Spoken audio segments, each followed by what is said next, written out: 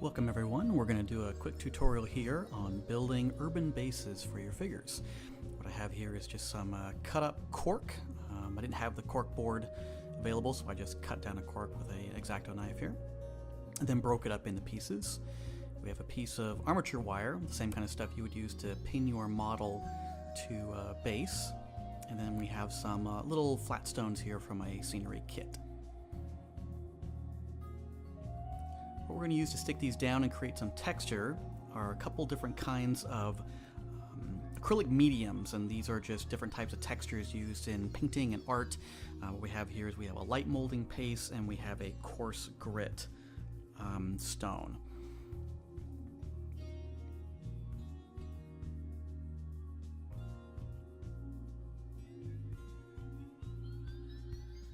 First things first, I'm just going to use the Citadel modeling tool to pull some of the modeling paste down.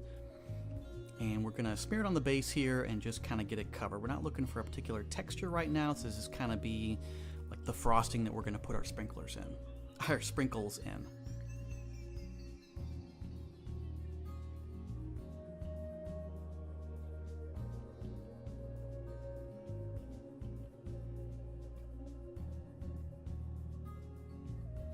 The cool thing about these bases too is you can use pretty much anything that you have around the house or in your models or train sets or whatever else that you're working on as far as building scenery to construct these bases. And I'm going to just take some of these cut pieces of cork and push them into that frosting just to hold them in place, trying to arrange them so that they're starting to look a little nice, not too many layers because it tends to make the base really tall really quickly. And I'm also going to keep an eye out for leaving open areas for the pins in my model's feet to be able to be drilled down into this. And there they are. So I've already put some pins in there and I'm just keeping an eye on where these are. The cork's not such a big deal because we can drill through it pretty easily, but once I put those stones down, I want to make sure that they are not going to be a place that's going to be inconvenient to placement of the model.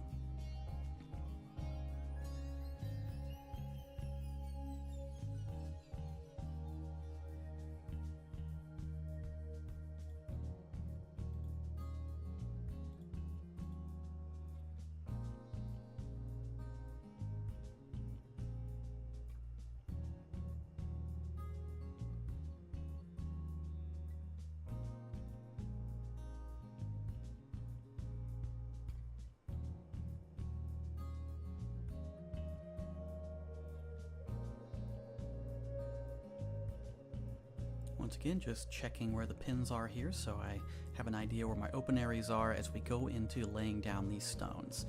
And I'm going to grab some super glue for this because I want to make sure that one, we cement those stones down nicely, and two, that we start adding a little bit here and there just to help the cork adhere to each other as well. We're just trying to add these different layers of strengthening this material. Once again, I'm just putting them on there in a way that feels nice and kind of keeping an eye to not place them anywhere near where my pins from my figurine are going to be placed approximately.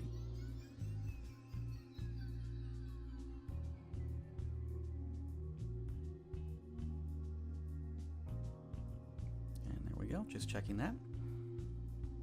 Next thing I'm going to do here is I'm just going to take this armature wire, it looks thick, but it's very easy to work with, very malleable. I'm going to take these nice nippers here. Don't use your plastic nippers for this. Use some dedicated metal nippers, otherwise you're going to dull them up pretty quick.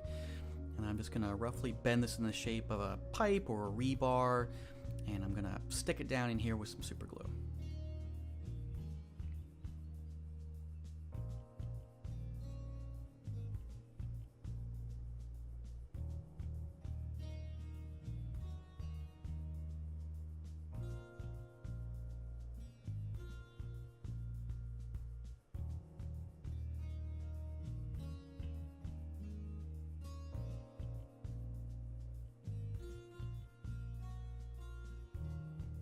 Alright, moved ahead here so everything's dried out. And I'm going to use some of this coarse pumice gel, which has a really thick, sticky, gravelly texture. to kind of fill in this base, and mostly around the edges. The areas where the plastic is flat and sticking up are the areas where it's most apparent that this is an artificial creation.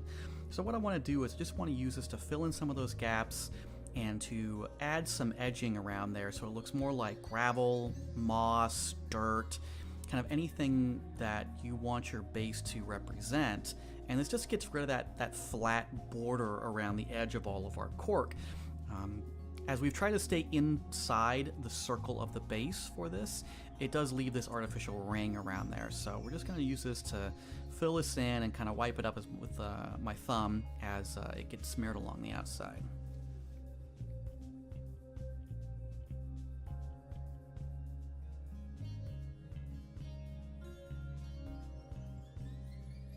A lot of this you can do if you don't want to put them, by the mediums. You can do with just Elmer's glue. Sticking down the materials and getting them all together, that all can be done with Elmer's glue. You can surface things by thinning it out by mixing in some water with the glue. And you can also use it to lay down sand. So if you wanted to fill in these cracks and bumps with some sand that you have, or dirt, or miniature size gravel, you can just thin down that white glue, paint it where you want it, and dip it into your flock or your sand or your small scale gravel, and you can do this exact same effect. I just happen to have these from my wife working on her art herself, and she gave them to me when I was looking for something to work with. These do work really well though, and they come in a variety of textures and thicknesses and viscosity, so you can really go wild with these.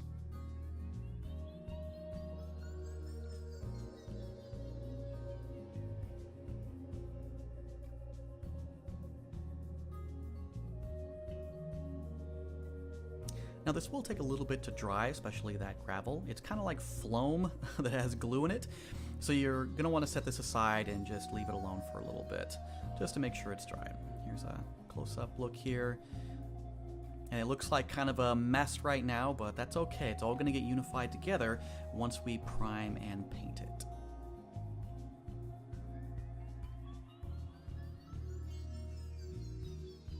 And with the magic of television, we have primed this. And I just sprayed this with some Chaos Black primer. Nothing special here. It's just to bring it all together and provide a surface that we can paint. And as you can see, it looks a lot more like rubble now. Now that our eye isn't being drawn to all the broken and disparate pieces, we look at it like it's a unified piece. So we're going to start out with some Eshin Gray here. And I'm just going to very messily paint it into the cracks and crevices. I'm not looking for 100% coverage here. We really want to leave the black in the deepest, darkest areas and kind of in the recesses of the pumice stone or the sand that you put in there. And this will help just give our base a lot of needed depth and give us some places that we can highlight over in the next step.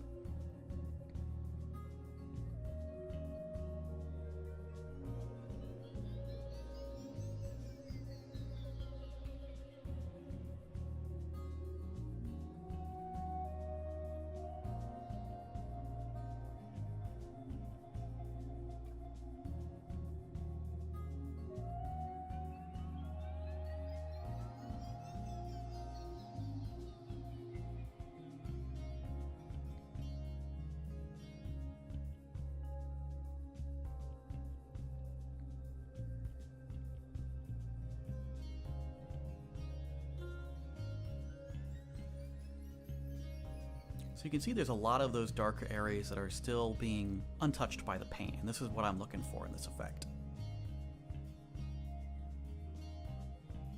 Let this dry for a few minutes, and we'll be able to move on to some of the dry brushing. So we've dried out here. I'm going to move on to some Celestra Gray. This is a pretty big jump, but I wanted to get that stone and dust type look of broken cement. And we're just going to dry brush this on. And once again, dry brushing is just removing a lot of the moisture and paint from your paintbrush before you pull it over the raised edges. So I have a little old dish towel in my lap that I've pulled off a lot of the paint and extra moisture, and I'm just dry brushing it quickly over the top. And it catches all the raised areas, the high points in the pumice gel, the stones, everything that's in there. And I'll tilt it here a little bit and you'll be able to see it a bit better.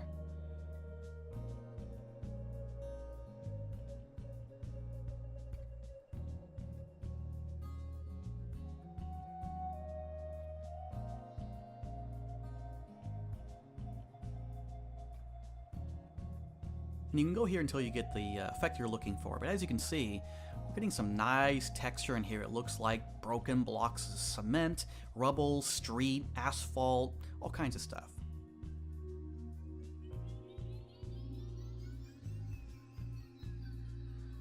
Next up, I'm going to grab some Agrax Earthshade here because I want to be able to add a little bit of an earthy texture into this.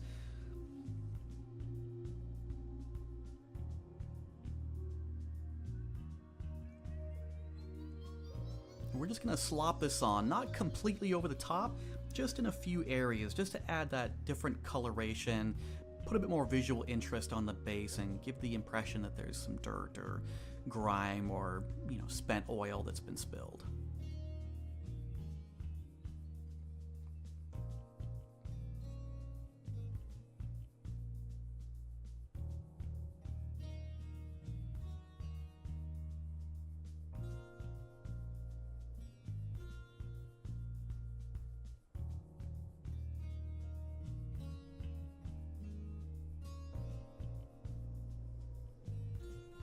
I'm going to cheat here a little bit and use my airbrush, just empty, to spray out some water, some air, and just quick dry this up a bit.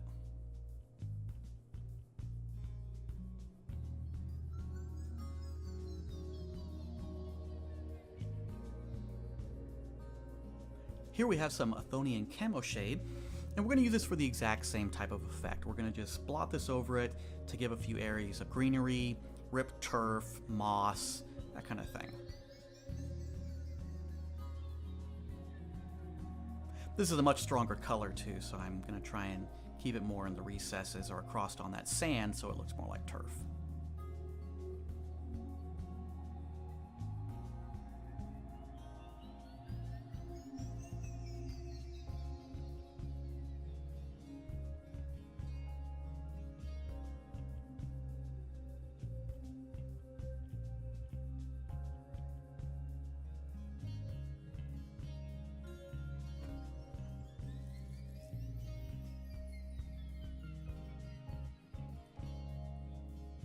Next up, I'm just going to grab some Balthasar Gold here. I'm going to paint that pipe in.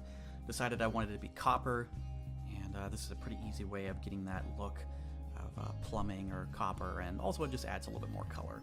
The reason I went with the green in here too is that these are going to be bases for my Imperial Fists, and Imperial Fists are bright green, so I want to grab that contrasting color, bright yellow, and I'm going to grab that contrasting color in the green to put on the base.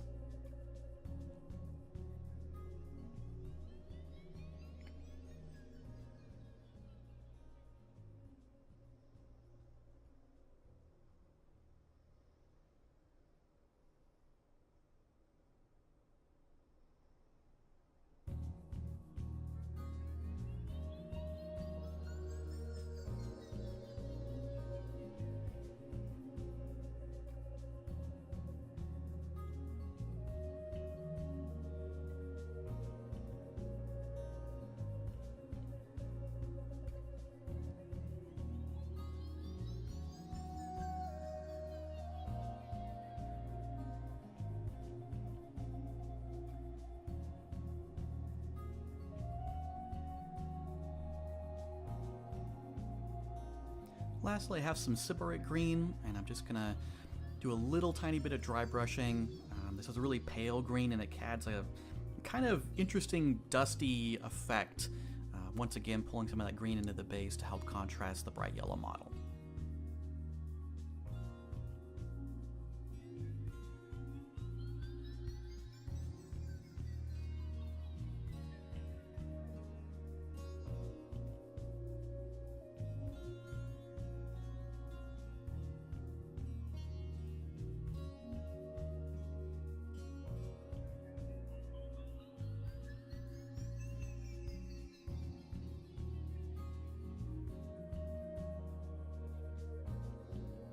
Last step we're going to do here, and this one is critical, is we're going to take some Abaddon Black and we're going to rim the base. A lot of times you put a lot of work into these bases, and there's, spillage and textures and paints and stuff over there, and it really ruins the effect of your finished model when you have this rim down there that's all kind of goofed up and messy. It tends to make the entire thing look messy. So this only takes a few seconds. Load up your paintbrush with some black and just pop around that edge and get it cleaned up. It makes it look really nice, really clean, and really finished. You can see how fast this is. This is very simple. I mean, the angle of attack and the very design of the bases makes it easy to just really whip this black on. So definitely take the time to do it. It's worth it.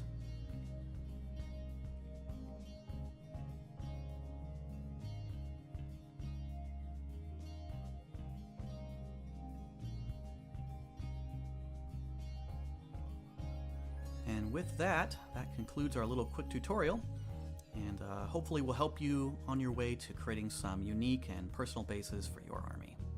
Thanks for watching.